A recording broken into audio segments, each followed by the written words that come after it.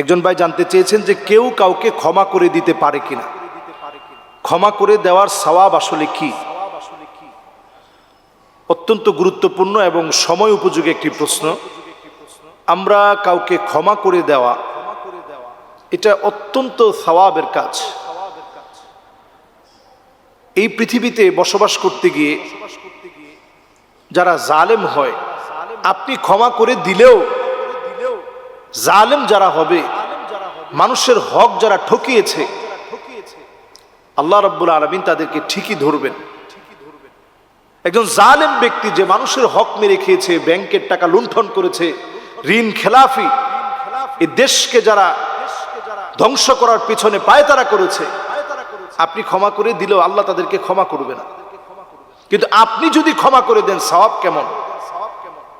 আমরা যদি ইউসুফ আলাইহিস সালাতু ওয়াস সালামের জীবনী থেকে দেখি, যে ভাইগুলো তাকে ঠেলে কুয়ার ভিতর ফেলে দিল, অন্ধকার কুয়া, বিশাল কুয়া, সেই কুয়ার ভিতরে যারা ফেলে দিল, ইউসুফ আলাইহিস সালাতু ওয়াস সালাম যখন খাদ্যমন্ত্রীর দায়িত্ব পালন করছেন ফাইয়ুমে বসে, এখনো পর্যন্ত সেই জায়গা আছে।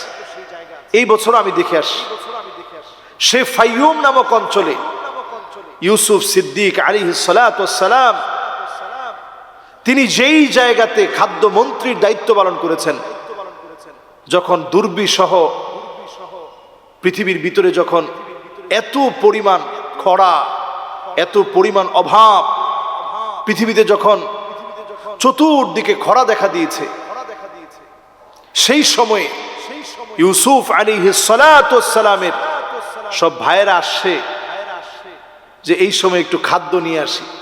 ইউসুফ আলাইহিস সালাতু ওয়াস সালাম দেখেই চিনে ফেলছে, এই তো আমার সে ভাইগুলো যারা আমাকে কুয়ায় ফেলে দিয়েছে।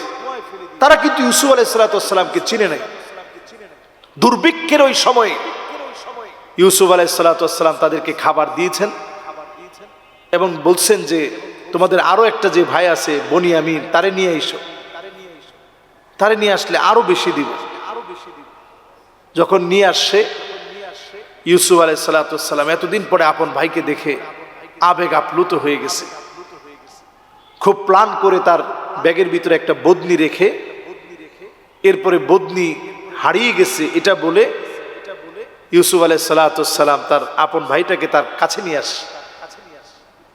এরপরে যখন ইউসুফ আলাইহিস সালাতু ওয়াস সালামের আব্বা ইয়াকুব আলাইহিস সালাতু ওয়াস সালাম সহ আসে, ইন্নী রাআইতু আহাদা আশারা কাওকাবা, ওই যে সব 11 জন মিলে সেজদায় অবনত হয়ে গেছে, সবাই সেজদায় অবনত হয়ে গেছে।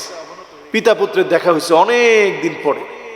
এটা বলার উদ্দেশ্য হচ্ছে এই, ইউসুফ আলাইহিস সালাতু ওয়াস সালাম কিন্তু একেবারে ক্ষমা করে দিয়েছেন এবং তিনি বলছিলেন লা তাসরিবা আলাইকুমুল ইয়াউম, আজকের দিনে কোনো প্রতিশোধ নাই, সবাইকে ক্ষমা করে দিলাম।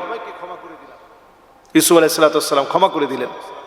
রাসূল করিম সাল্লাল্লাহু আলাইহি ওয়াসাল্লামকে পুণ্যভূমি মক্কা থেকে, নিজের জন্মভূমি থেকে যখন তারা তাড়িয়ে দিয়েছে, কোরআনুল কারীমের আয়াত যখন নাজিল হয়েছে, وَإِذْ يَمْكُرُ بِكَ الَّذِينَ كَفَرُوا لِيُثْبِتُوكَ أَوْ يَقْتُلُوكَ أَوْ يُخْرِجُوكَ, আয়াত যখন নাজিল হয়েছে, নবীজি বুঝে ফেলছেন আমাকে তারা জেলে রেখেছে, হত্যা ষড়যন্ত্র করেছে, এখন তারা আমাকে দেশ থেকে বের করে দিবে। নবীজি সাল্লাল্লাহু আলাইহি সাল্লাম দেশ থেকে বের হয়ে গেছেন। 10টা বছর আল্লাহ নবী সাল্লাল্লাহু আলাইহি সাল্লাম হিজরত করে মদিনায় ছিলেন।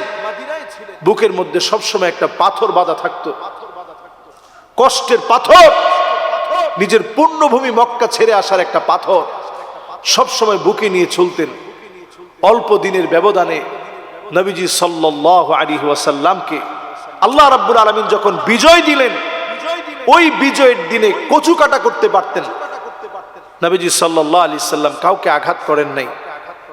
তিনি সেদিন বলেছিলেন লা তাসরিবা আলাইকুমুল ইয়াউম আনতুমুত তুলাকা, আজকে আমি তোমাদেরকে সাধারণ ক্ষমা ঘোষণা করলাম, তোমাদের উপরে কোনো প্রতিশোধ নাই।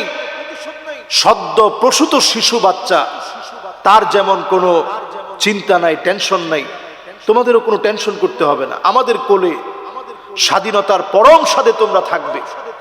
আজকে আমরা দেখেছি আমাদের দেশেও যখন ডক্টর শফিকুর রহমান সাহেব তিনি দায়িত্ব নিয়ে যখন বললেন যে ক্ষমা করে দিলাম, কিন্তু যে সমস্ত পরিবার যারা জুলমের শিকার হয়েছে তারা যদি কোনো আইনানুগ ব্যবস্থা নেয় তাদেরকে আমরা সহযোগিতা করব, এটা নিয়ে অনেকেই না বুঝে সমালোচনা করছেন।